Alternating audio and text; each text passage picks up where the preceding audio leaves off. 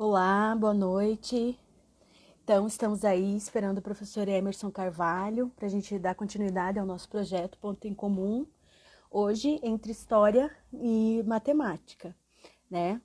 Com o tema Covid-19, gráficos, crescimento exponencial e história do tempo presente. Vamos aguardar ele entrar para a gente dividir tela comigo. Aê, entrou. Só um pouquinho, galera.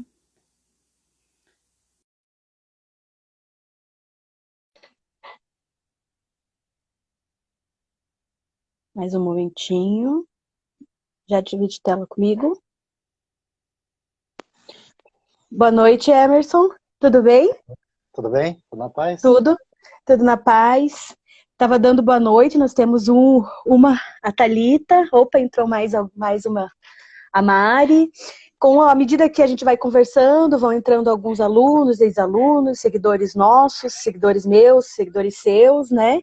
E aí Legal. depois eu disponibilizo o link aqui no IGTV do Instagram e disponibilizo também no meu canal no YouTube. Até nem perguntei se eu posso disponibilizar essa aula no meu canal do YouTube, professor. Posso? Olha, claro. Posso. Então, as últimas aulas que eu fiz, a gente no YouTube já está com 45, 50 visualizações, e aqui no IGTV está variando de 180 visualizações a 400 visualizações das aulas anteriores.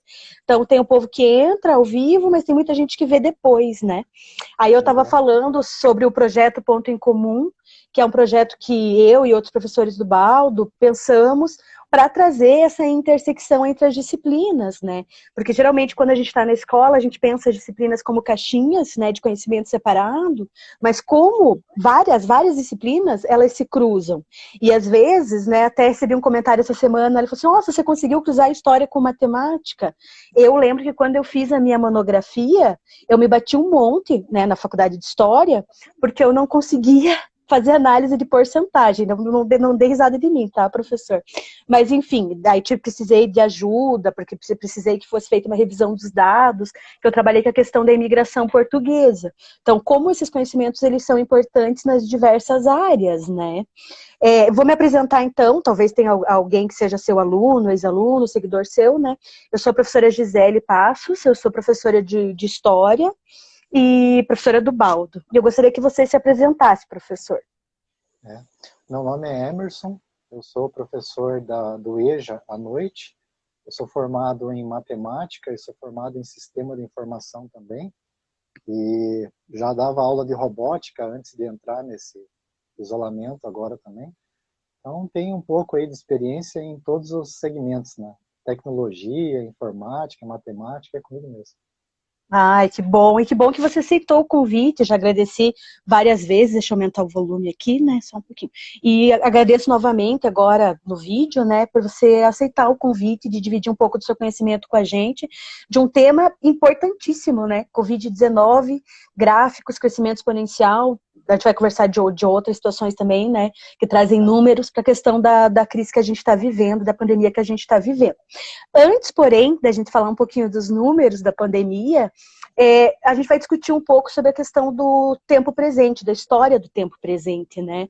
Porque geralmente os alunos, eles aprendem na escola que a história é aquela disciplina que estuda o passado. E eu costumo dizer para os meus alunos, gente, cuidado com essa frase e cuidado com essa definição de história. Porque, na verdade, o que é história? A história estuda o ser humano através do tempo. E inclui o tempo presente, né?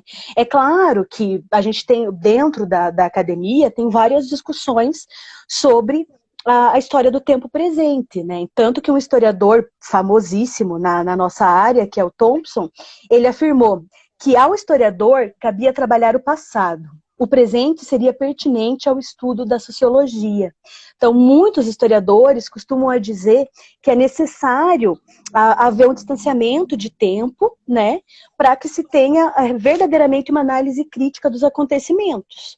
Só que, em contrapartida, quem trabalha com essa parte da história do tempo presente diz que dá para ser feito, né? Deixando a parte a questão da sociologia, dá para ser feita uma história do tempo presente, sim, Porém, é necessário entender que as balizas, os critérios não são fixos, que as testemunhas desse tempo presente estão vivas, né? Então tem toda uma situação de definição do que seria a história do tempo presente, né? Então eu vou ler para vocês um pedacinho que eu separei de uma definição do que seria a história do tempo presente, a noção da história do tempo presente, né? Assim, a noção de história do tempo presente está associada à ideia de um conhecimento provisório, que sofre alterações ao longo do tempo. O trabalho do historiador, porém, enfrenta algumas dificuldades, porque ele mesmo é testemunha e ator do seu tempo. Então, por exemplo, não há dúvidas, né, que a questão do que a gente está vivendo hoje, que é a questão do Covid-19, essa pandemia, é algo que vai entrar para a história, com certeza vai entrar para a história, né? Estará, então, nos livros no futuro. A questão é, o que será que os historiadores do futuro vão analisar do que a gente está vivendo? Desde questões subjetivas, como diários, memórias, questões que a gente vê hoje, né, na internet, com as redes sociais, os historiadores cada vez mais se reinventando com as questões da rede, você que trabalha com tecnologia sabe disso, né? E também as questões objetivas, né? Como números, entre outras situações, que cada vez que a gente liga a TV num jornal, por exemplo, num noticiário, a gente vê os números da pandemia. Com certeza os historiadores do futuro e os historiadores que já estão analisando a pandemia no momento, historiadores do tempo presente, eles estão analisando esses números da pandemia. E é aí que não só pensando no amanhã, mas pensando num futuro muito próximo, que também faz parte do amanhã, que é o Enem, vestibular, a gente acredita que esse vai ser um tema que vai estar presente nessas provas, né? Eu separei, a gente já estava conversando, eu e o Emerson em off, sobre o que poderia cair relacionando matemática com esse tema, né, professor? Aí eu coloquei aqui função exponencial, daí você pode me corrigir se eu estiver errada, né, Emerson? E o que você acha que cairia de função exponencial fazendo uma análise desse conteúdo de matemática com a pandemia? E quais são as dicas que você pode dar para quem vai se deparar com isso nas provas que vai fazer no futuro, pensando em Enem vestibular? Exatamente, nessa questão aí ela vai ser bem importante, principalmente no que tange o vestibular, né? A gente pode acompanhar aí nessas divulgações que eles fazem através dos números, que é divulgado na TV, nos jornais, na rede social, que ela dá uma direção, ela dá um direcionamento para a área de segurança, para a área de saúde, para que eles possam saber para onde se direcionar quando eles têm essas informações. Agora, sem as informações, eles não conseguem tomar ação em cima de nenhuma informação que eles tenham, né? Então, antes da gente iniciar essa questão do gráfico, né, da função exponencial, é importante explicar também para o aluno o que é, né, para que serve, como funciona. A princípio, a função exponencial, ela tem a dinâmica de ser um modelo matemático. Ela vai trazer ela vai fazer com que a parte numérica, que as informações e a parte numérica que a gente tenha, ela seja distribuída de uma maneira visual, que a gente consiga ver como isso está oscilando, como é que ele está avançando ou regredindo. Então, essas informações que eles utilizam para dar um direcionamento. Então, no vestibular, eu acho que ele vai cair especificamente abordando isso. Como interpretar um gráfico, como encontrar informação, se essa informação, essa informação, esse dado que foi obtido, ele elevou, se ele regrediu. Então, eles vão trabalhar em cima dessas informações, como interpretar esses gráficos, no caso. E qual que é a dica que você dá para o aluno que vai fazer o Enem, vestibular, para que ele não erre a questão dos gráficos? Eu acho que o principal é acompanhar os exercícios que são passados em sala de aula e até mesmo os simulados. E as informações também para que ele saiba como é distribuída essas informações em um gráfico. Quando ele recebe as informações que são passadas de número de contaminados, número de curados, internamentos, óbitos, essas informações, por si só, ela não tem nenhum valor solta ao vento. Agora, quando ela é distribuída no gráfico, o aluno precisa saber como ela vai influenciar na ocupação de um leito, como ela vai influenciar num controle da disseminação dessa doença, do vírus. Então, só a informação em si não ajuda em nada. Agora, ele precisa conseguir compreender aonde aplicar e aonde utilizar ela, né? Entendi. E progressão geométrica também, né? Eu estava lendo que pode cair na questão de nível de infecção, disseminação do vírus, né? E aí, alguma dica referente a como que o aluno estuda essa questão da progressão geométrica? Então, a progressão geométrica ela é bem interessante. No começo da pandemia, a gente pôde acompanhar que ela começou uma evolução. Eu até fiz um gráfico aqui de Colombo, né? Vamos trabalhar com a nossa realidade aqui, que fica mais fácil. Tá. Então, em Colombo, quando começou essa contaminação, foi dia 19/6, né? Nós tínhamos 3 casos de óbitos aqui em Colombo. E já hoje, que é dia 25/8, a gente já está com 93 óbitos.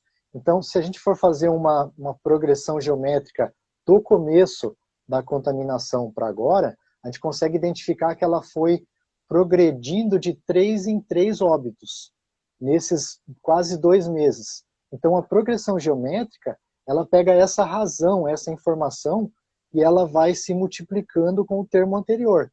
Então, a gente conseguiu identificar que no começo da contaminação, dos óbitos em Colombo, ele estava com 3 casos. E esses 3 casos evoluíram para 5, 6, e de 6 para 12, e assim ele foi indo. Então, essa progressão geométrica, ela também vai estar na distribuição desses gráficos.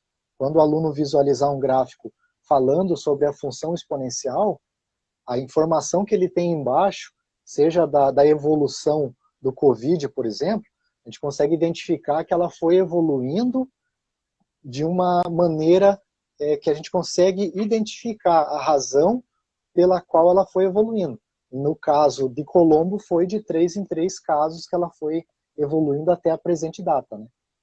Entendi. Uhum. Então, progressão geométrica é muito importante. Deu um exemplo aqui do nosso município, né? Nem sabia que você morava em Colombo também. Então, sou praticamente vizinhos. Eu moro aqui quase perto do Baldo, né? Aí, porcentagem também, que eu falei da minha monografia, a dificuldade que eu tive, eu tenho vergonha, mas falo que eu tenho, né? Tenho vergonha, mas falo. A questão da porcentagem, eles falaram que vai cair relacionado ao número de infectados, curados, óbitos, aí analisando como pode vir estar presente na prova, né? Casos testados, subnotificação, entre outras situações, até questão de crise econômica, né? E aí, alguma dica sobre a questão de porcentagem para os alunos que vão fazer a prova? Pelo que eu andei acompanhando no site do Ministério da Saúde, eles abordam a porcentagem como identificar os efeitos que você encontra para saber se você está contaminado ou não. Então, no próprio site do Ministério da Saúde, ele mostra ali alguns sintomas. Por exemplo, entre eles, a alteração de paladar, ela afeta 62% das pessoas, dos 91% de contaminados, que eles fizeram uma pesquisa em cima de um número de pessoas. Então, de 91% dessas pessoas que foram contaminadas, 62% delas identificou falta de paladar e olfato.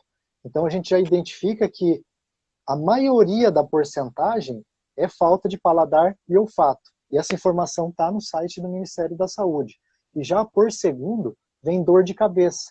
62% desses 91 contaminados tiveram dor de cabeça, que aí foram procurar uma forma de tentar se medicar ou um tratamento e acabaram identificando que estava contaminado também. E já por terceiro, veio febre. A febre já é 56% dessas pessoas, desses 91, tiveram febre como reação da contaminação. E já, além da febre, tiveram tosse junto. Já 53% desses 91. E, por último, eles identificaram que 23% desses 91 tiveram palpitação, aceleração cardíaca e 23% desses 91 tiveram vômito. Então, essas informações de porcentagem, ela está também no site do Ministério da Saúde, até para orientar as pessoas, porque na grande maioria delas, elas acham que o sintoma ele tem que vir por completo, né? Ah, eu só estou com febre, eu só estou com tosse, ou eu só estou com dor de cabeça, então não estou com Covid. Ah, eu só estou com palpitação e vômito, eu não estou com Covid. Então, pode ser qualquer um desses sintomas. O que eles identificaram que o que mais é constatado seria falta de paladar e olfato, mas não necessariamente só ele. Então, tem que ficar atento, né? E é um fato que a porcentagem está aí também para explicar em cima dessa amostragem que eles tiveram. E como que é fácil de fazer uma questão, né, professor? Eu estou dizendo assim, leiga na área de matemática, mas como é fácil fazer uma questão de porcentagem abordando o Covid e os sintomas que você trouxe, né? A geometria eu fiquei passada, né, que pode cair, né? Daí geometria eu pesquisei que pode trazer questões principalmente relacionadas ao distanciamento entre pessoas. Eu não tinha parado para pensar que podiam fazer uma questão sobre geometria e o distanciamento recomendado, né? E aí geometria, o que você diz ou indica assim para o aluno, né? A geometria eu acho que ela vai cair bastante aí com relação a circunferência, raio, corda, a como ele identificar exatamente essa questão, o distanciamento das outras pessoas.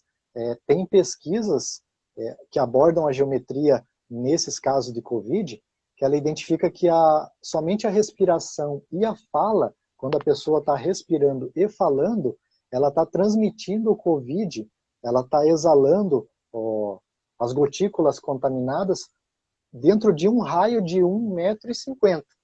Então a gente já consegue identificar que 1,50 m em volta dessa pessoa que está contaminada já tem que estar preservado, não pode ter ninguém próximo. Agora a gente não sabe quem está contaminado ou não. Então você tem que deixar reservado esse 1,50 m. Agora, se a pessoa tiver com tosse, aí esse raio de isolamento, de distanciamento, ele aumenta. Ele vai para 2 metros, porque existe uma força maior na hora que você tosse, para que ele vai mais longe, as gotículas acaba alcançando um raio maior.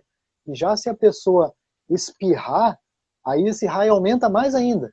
Ele pode chegar até 6 metros de distância da pessoa contaminada. Então, essas situações aí que eles podem estar abordando dentro de uma prova, seja no Enem, ou seja no vestibular, ou às vezes até mesmo no concurso, para verificar se a pessoa está atenta a isso, ou se eles colocam parte dessa informação, querendo que a pessoa identifique qual é o raio correto, qual é a distância correta. Eles vão trabalhar em cima de alguma questão que tenha essas informações, né? Que já é uma informação, já é um fato, já é uma informação que é testada e provada, só que eles vão deixar ela faltando alguma informação para o candidato identificar. Né?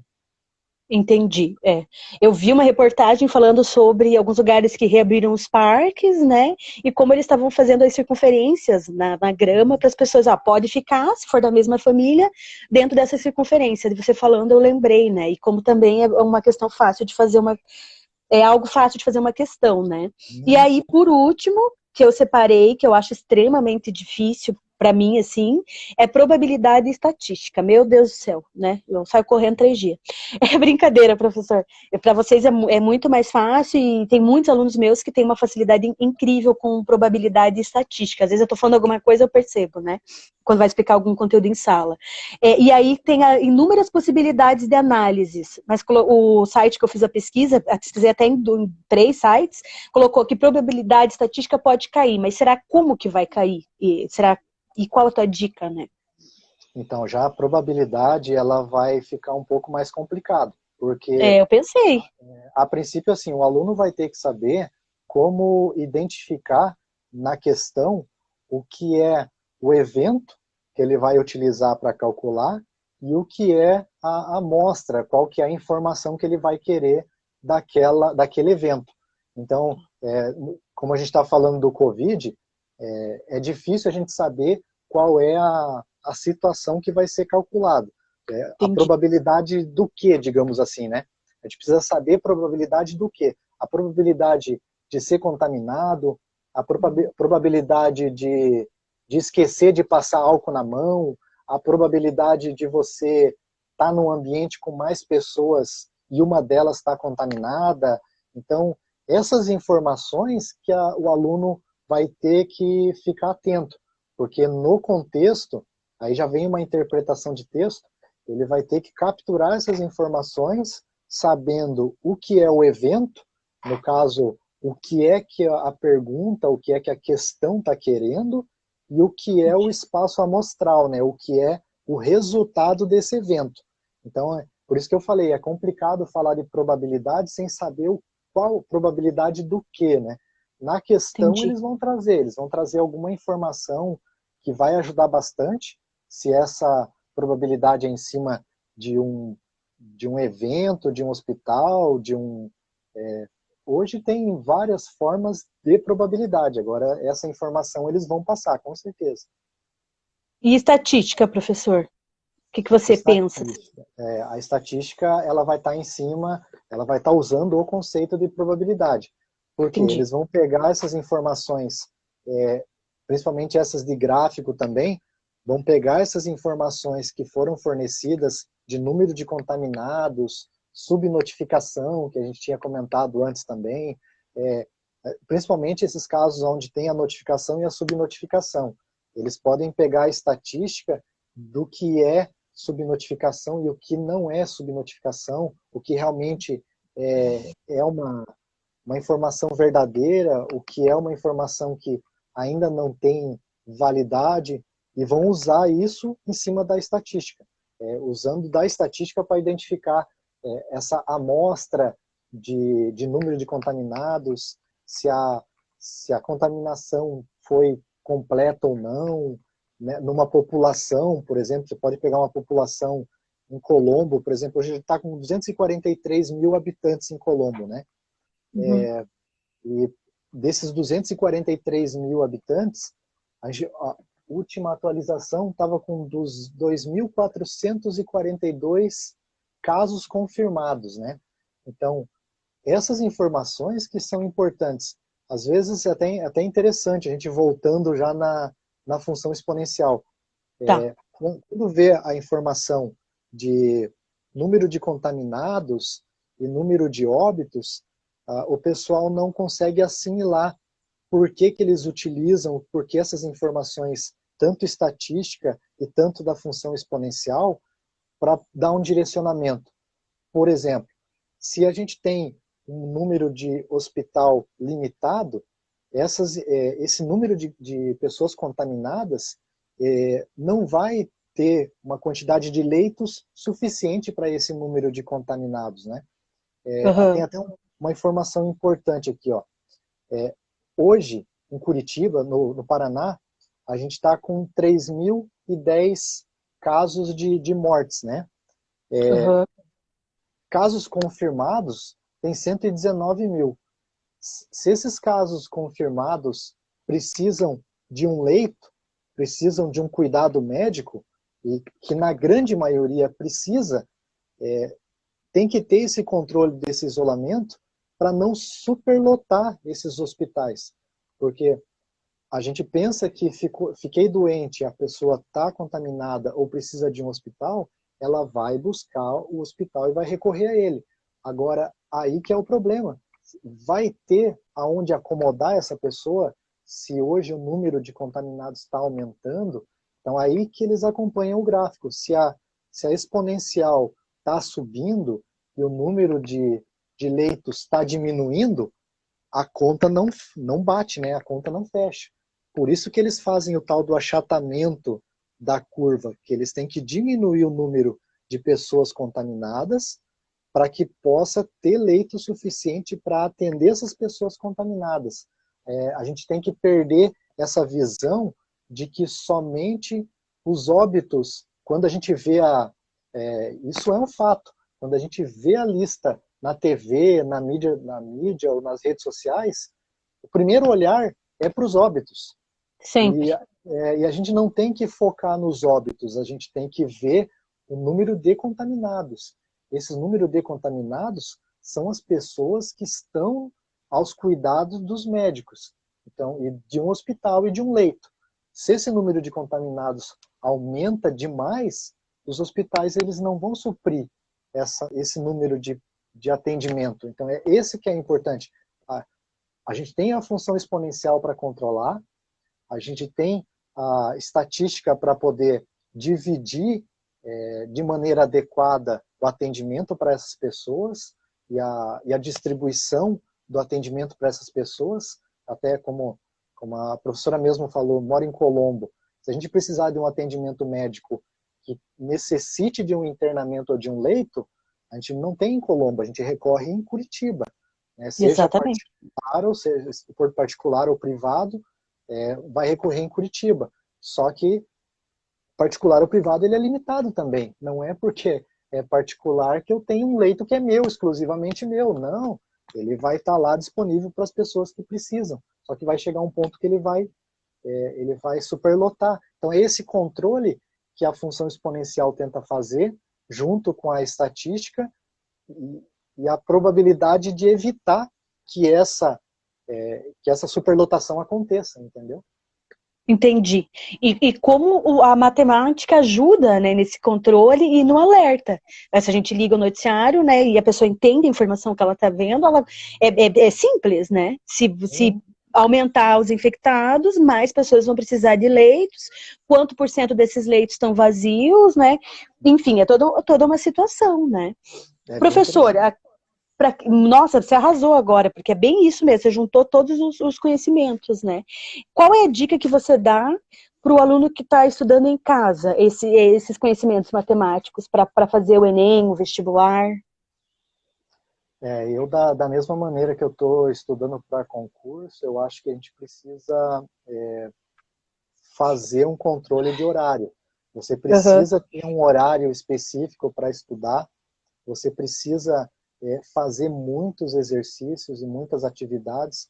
É ruim, é chato você fazer exercício, a professora sabe disso, quando a gente pega e passa para um aluno, ou quando a gente mesmo tem que fazer esses exercícios, é chato, mas somente o exercício traz a fixação do conteúdo.